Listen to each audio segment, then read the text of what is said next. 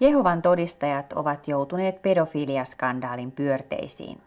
USAssa ja Englannissa tapahtuneiden paljastusten jälkeen nousee väistämättä esiin myös kysymys, miten Jehovan todistajat hoitavat asiat Suomessa. Asia selvittää nyt silminnäkijä.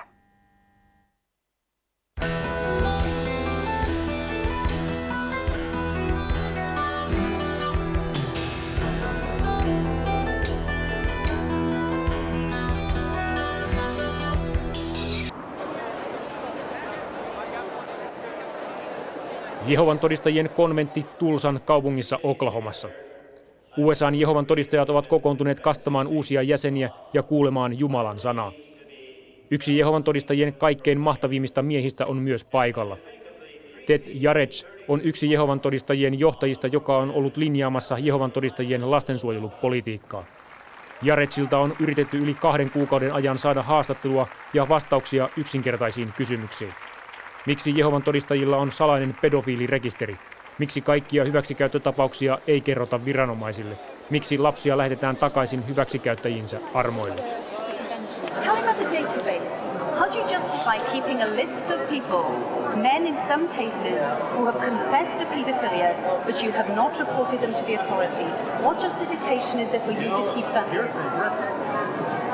You have a privacy law. You have a directive from the European Union. You observe that, don't you? So when allegations of abuse are made, it's all right to keep them private? I think you were answered, that question was answered should be to your satisfaction. Can you answer it now? I'm not going to repeat, I'll just tell you exactly that you can go and you see it in writing. It's all in print. You know the Bible says, do not go beyond the things that are written. We don't go beyond the things that are written.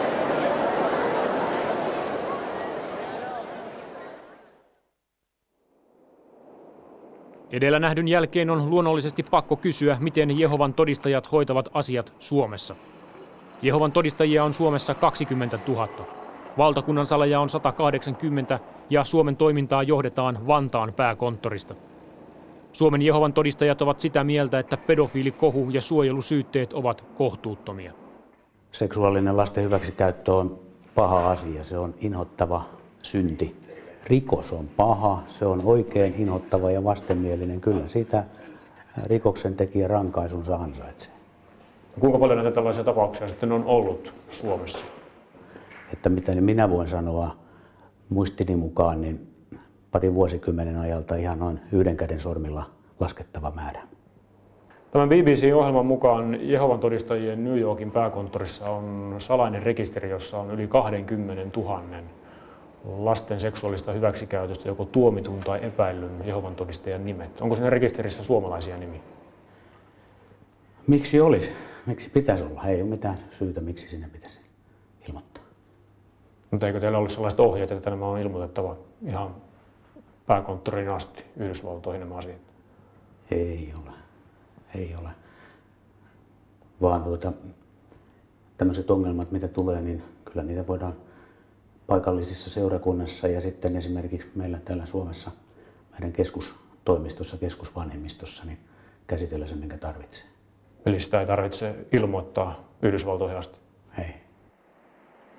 Mutta kuvitellaanpa tilanne, että 13-vuotias Jehovan todistaja tyttö tulee seurakuntansa vanhimpien luo ja pyytää apua kertoen, että hänen samaan yhteisöön kuuluva sukulaismiehensä on käyttänyt häntä seksuaalisesti hyväkseen. Millaiset ohjeet suomalaisilla vanhimmilla on toimia tällaisessa tilanteessa? Mutta nyt esimerkiksi meillä on semmoinen maailmanlaajuinen täydennyskurssi vanhimmille aina, jossa käydään läpi jotain ajankohtaista. Niin meillä on semmoinen pikkuinen tiedote kaikille maailman vanhimmille, kaikkialla seurakunnissa siitä, että jos näitä lasten hyväksikäyttötapauksia tulee, niin mahdollisimman äkkiä viranomaisille ilmoitus. Että tämmöinen käsitys siitä, että me jotenkin pidettäisiin se piilossa, niin saataisiin se käsitys niin kuin ammuttua alas totaalisesti. Mutta pitääkö joka tapauksessa ensin ilmoittaa asiasta teille keskustoimistoon?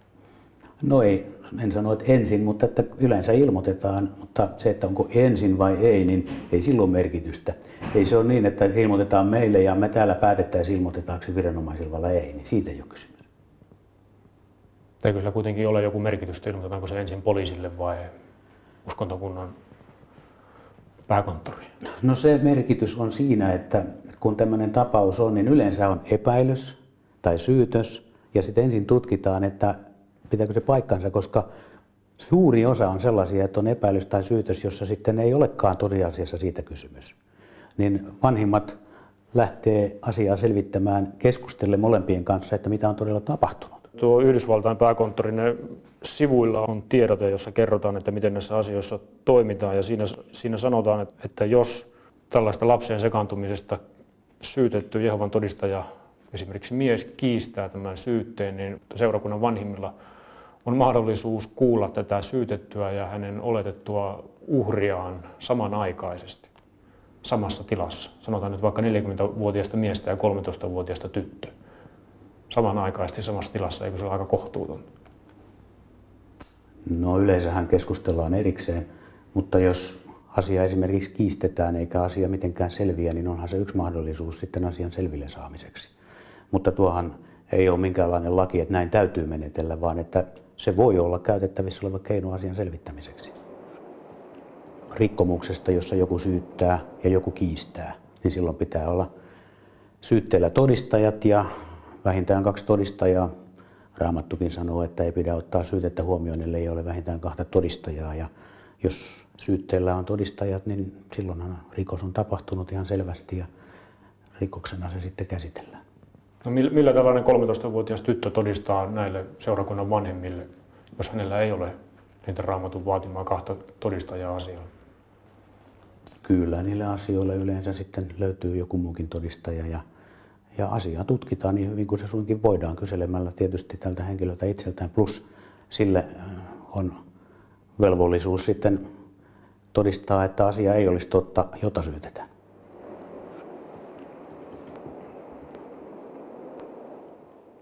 Näin tänään. Viikon kuluttua silminnäkijä kartoittaa suomalaisen homoseksuaalismin historiaa. Eli 60-vuotiaat homot kertovat, millaista oli elää rikollisen ja sairaan kirjoissa. Hyvää illanjatkoa ja näkemiin.